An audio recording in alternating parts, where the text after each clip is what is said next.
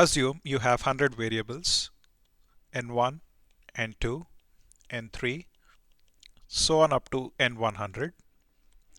The 100 variables have, each variable has a random value.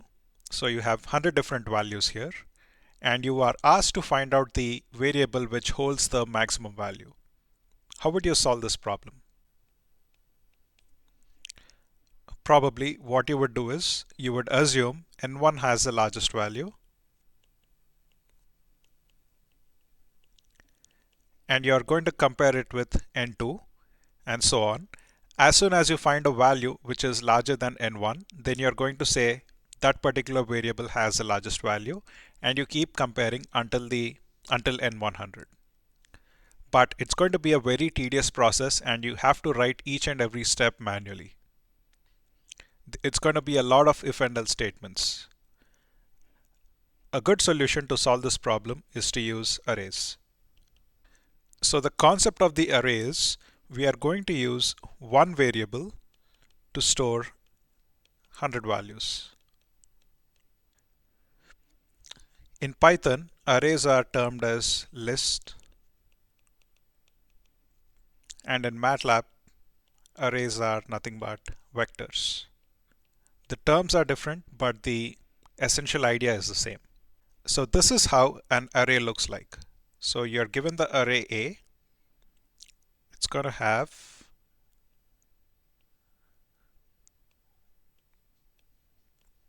five elements, or let's say six. The first location has 15. The second location has 82. The third location has 46, followed by 31, 2, and 92. So this is known as the data or the elements. So there are six array elements. Element 1 is 15, element 2 is 82, element 3 is 46, and so on. Each element is associated with an index. The index of the first element is 0, index of the second element is 1, index of the third element is 2, and so on. So this is the index. And finally, every element has to be stored in memory. So assuming the first element is stored at location 4000, the next element is stored at location 4004, 4008, 4012, 4016, and 4020. This is known as the address. Remember, an array has data or the elements.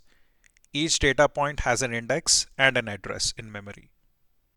So the question here is, why is my address differing by 4? The reason is because if you look at the array, it has integer values, and you know that integer occupies 4 bytes in memory. So 15 occupies byte 4000, 4001, 4002, and 4003. Therefore, 82 is going to occupy bytes 4004, 4005, 4006, and 4007. That is why you see a gap of 4 bytes. The address of the first element is known as the base address. It's known as the base address. So you need to remember that the size of int equals 4 bytes. There are two properties that arrays must satisfy. Property 1 is arrays can hold data of the same type, which means that your array can only have integer values, or it can only have floating point values, or it can only have characters. So that is, arrays can only hold integers or floats or characters, but not a mix of integers, floats, and characters.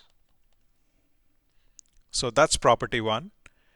Property 2 is elements are stored in contiguous locations.